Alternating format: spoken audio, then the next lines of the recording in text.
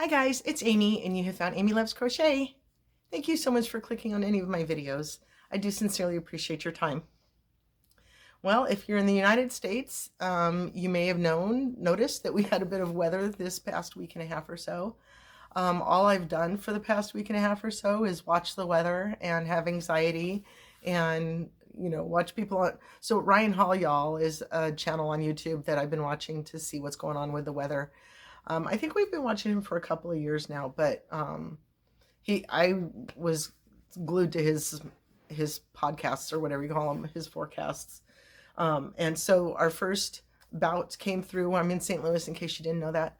So the first bout that came through, I was recording the morning before it was supposed to hit, and so we got about 2.5 inches on the ground of ice, just freezing rain, sleety, yucky nastiness.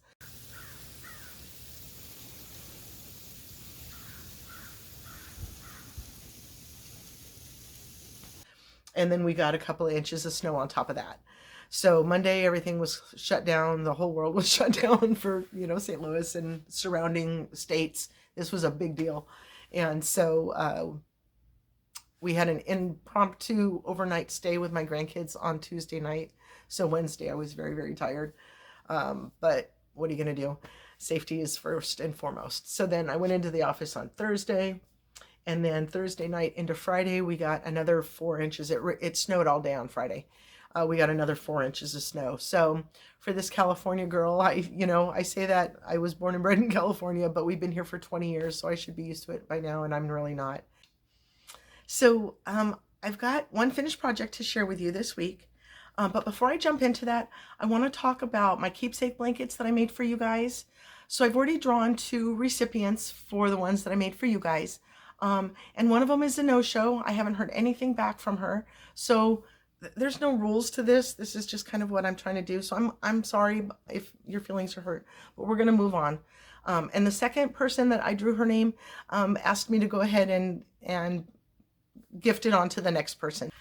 So I've drawn new names. So Miss Dorcas, you are the first person to be my drawing. So please let me know down below if you prefer the first blanket that I showed that has uneven edges, kind of like mine, or the second blanket that I showed, which is a little bit smaller, but it's complete. The border is completely straight, so there's no uneven squares showing off the edges of that. Let me know which one you prefer, and I will happily get that out in the mail to you. Thank you again so much for participating in my square sending squad. And Christine, you're the second recipient of this redraw. So once I hear from Dorcas to be sure which one she would like, then the second blanket will be coming to you.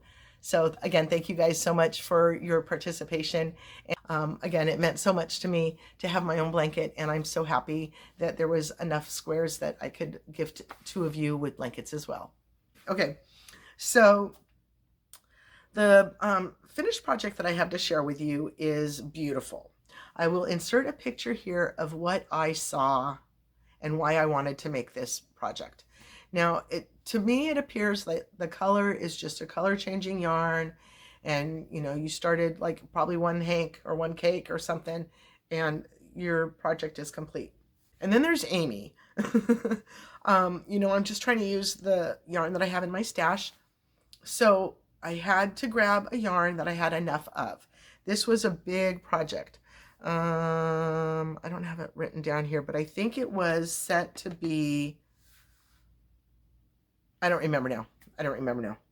But I had more than enough yarn. So that means I have to start to make choices of striping, or how many of the colors, because there's 6 colors. Do I need to use all 6 colors? So color choices and striping or whatever, that's one thing that I faced with this project. The next thing that I faced with this project, it's called the Evening Breath Shawl, is that sometimes when I'm reading a pattern, I think I know better, and I gotta quit doing that. Sometimes it works out. Sometimes you do have to think outside the box.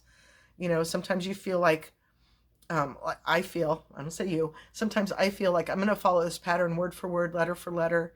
And then when it turns out wonky, I'm like, I followed the pattern. What can I say? But in this case, I kind of went off pattern. I changed it up a little bit. So now I'm kind of like, I changed it up. It's my fault. I'm not sure. I mean, it's gorgeous. Well, I'm not going to say that I'm not happy with the project. It just isn't what this was. So if you're going to do this project, it's not going to look exactly like mine does. So there's the one thing that I changed that I'm not sure how it affected the project is that the pattern calls for double trebles, and I took those out. I just did trebles in those places. There's also the first row you chain differently than you do the rest of the rows. So I changed it to be like the rest of the rows. And then it tells you to repeat these 2 rows until you're this big. Well, I wasn't paying attention to how big I was. I was trying to get my color changes harmonious. So that's one of those things, like, it's too many variables. I took off, I changed up the pattern. I changed up how I was using the yarn or where I was using the yarn. So again, this is going to be all different. And then I added a border because I was at a point, I'm like, oh, I was supposed to change over here. And so here's the package of the yarns before I started. And it's gorgeous. So my finished project weighs 92 grams. And I think it was supposed to be more yarn used. I don't know. I'm going to quit talking about it and just show it to you. So lovely, lovely. Let me get my handy dandy backer. Hold on. Okay. So here we go. And this one definitely required blocking. Look at how beautiful. And when I started to do my color changing, I definitely didn't want to come back around. Here.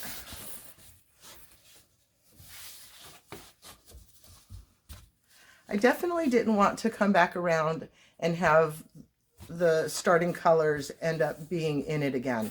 So I just ended on the 6th color, and this ending is what I did on my own.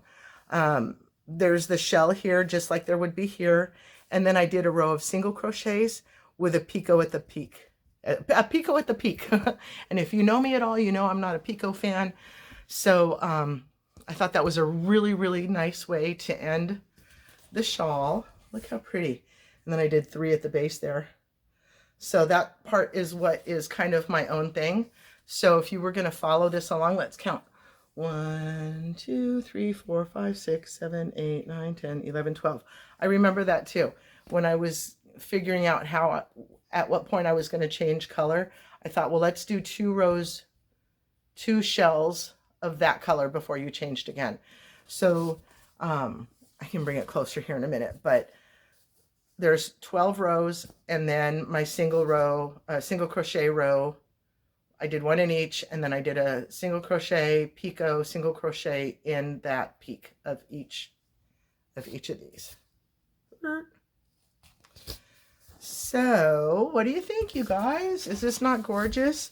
Again, it's not exactly what the pattern, what the pattern was telling me to do, but I kind of did my own thing a little bit. And I've got so many like little shawlettes and stuff that are in this maroon color, in this kind of maroon colorway, I should say. So I really didn't want to use that colorway again. And I really think that this more red color here up at the top kind of brings a different feel to it. So again, so this was 92 inches or 92 grams. And the smallest amount that I've got left is of that maroon. But this was the one that we started with up at the top. Let me show that to you without it blowing out. There it goes. So this was the one that was up at the top. And the red is really kind of bright. So then this was the second one. Whoops, lots of Max hair. Thank you very much, my dog. I love you, but he's killing me with the hairs. So there's like too much light coming in. It's like a maroon. And then because the sun is starting to peek out, it'll do that to me and mess me up. Which colorway came next? I'm not sure. This one. So this one's got just little light specks of the reds, and it's got a little bit of oranges, like right here. I really liked that one. And then this was the next one that came into it. So at least with this, having the sort of pear, you know, that'll be something that can go into something. And then I think this one was my favorite of the group. It was kind of more purple. It had some of these darker spots in it here that went with that maroon, but then some blues and stuff as well. So that was really nice. So I still have a bit of that left. I'm happy to have kind of color pairs. That'll be fun to come up with some things for that. And again, here's the label of the yarn. I had not seen this before. I got this at the Crafters Corner, I think up in North St. Louis somewhere. Where is it? Florissant, maybe? Florissant.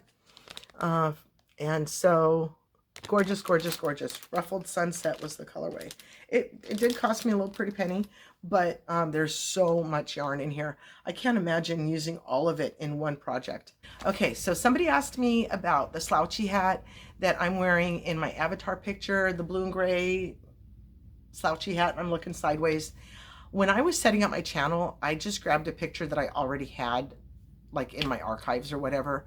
And so that hat is kind of long gone. I wanted to pull it out and talk about it today and share with you how I made it. But I went through all of my totes that I have still, you know, projects in, and I can't find it. So it must have gotten donated a long time ago. I thought I kept it because it was my avatar picture. And if it is here, it may show up a long time from now, but I wasn't able to find it for this video. So I will search out there a little bit and find a pattern that I believe to be similar and link that down below. But there's so many slouchy hat patterns. You basically, you know, whether you start with a brim and go up, or you start at the top and work down, there's a section where this will fit you, and you know, the closure or the top part is standard, and then it's just the body of the hat that you make extra stitches into to make it slouchy, and extra rows. You just make your standard skull cap that's a little bit longer. So again, I'll try to find a pattern that I like, or that I've worked on before, or that, you know, that type of thing, and link that down there for you. I have been going through my finished projects and setting them up for pictures and listings on Etsy. It is a big hurdle to come across. Oh my gosh, I need some help. I've got some yarn that I put up on eBay, and that's kind of been one side step, or one side project, I should say, that I've been busy at this week. But getting my stuff, you know, set up on Etsy has just been a slow going process. And I feel like once I kind of get going with it, it's going to start to roll along more. The flow will go more easily for me, but it feels like each little step is a monumental step. And so it's kind of been slow in the process, but I'm going to get up and walk in the other room. I keep looking at it like, you know what I'm looking at. I'm going to get up in the other room there, and I'll show you what I've got set up. There's one section, one pile that is things I've already taken pictures of, and I've already like written out what yarn it's made of and things like that, so that I can complete the listing. And otherwise, I've just got so much stuff. So let me take you over and show you what I'm working on. So this is kind of where we can start. This pile is what I've already taken pictures of and written down, and I just need to actually start making the listing. This was the rest of the stuff that I had taken out of totes that I knew I wanted to get listed and taken photos of and so forth. So I thought that that's all I had that I was going to set up on Etsy so far. But then this morning, looking for my slouchy hat, I discovered that I've got all of this that is scarves or hats or, you know, cotton pot holders or hot pads, things like that, that I might want to list on eBay or Etsy.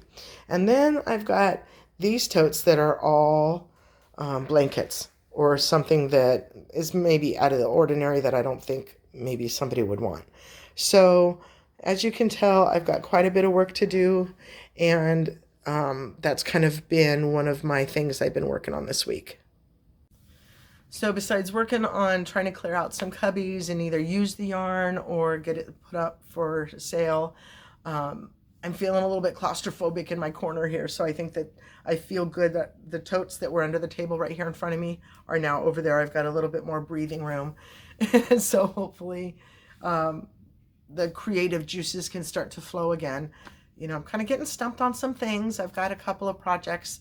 I've got a project that I'm working on right now that's almost like it's got to be made in stages, and my first stage is complete. So now I get to move on to the second stage, and that's kind of exciting. So I can't wait to share that with you. Hopefully that'll be in next week's video. But otherwise, I'm just going to be working on getting those things put up for listed, you know, on either Etsy or more yarn put up on eBay. I have sold some yarn already, so that feels good. Kind of clearing out, getting some flow going. You can't just sit stagnant.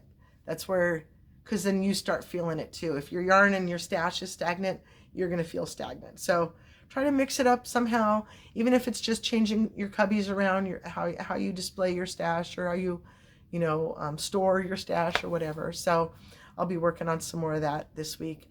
But that's my video for today. I hope you enjoyed something in it. I had a couple of different pieces, didn't I? Thank you so much for your time. I always appreciate when you come to see me. Have a wonderfully blessed day, and I do hope you'll come back and see me again. Thank you. Bye-bye.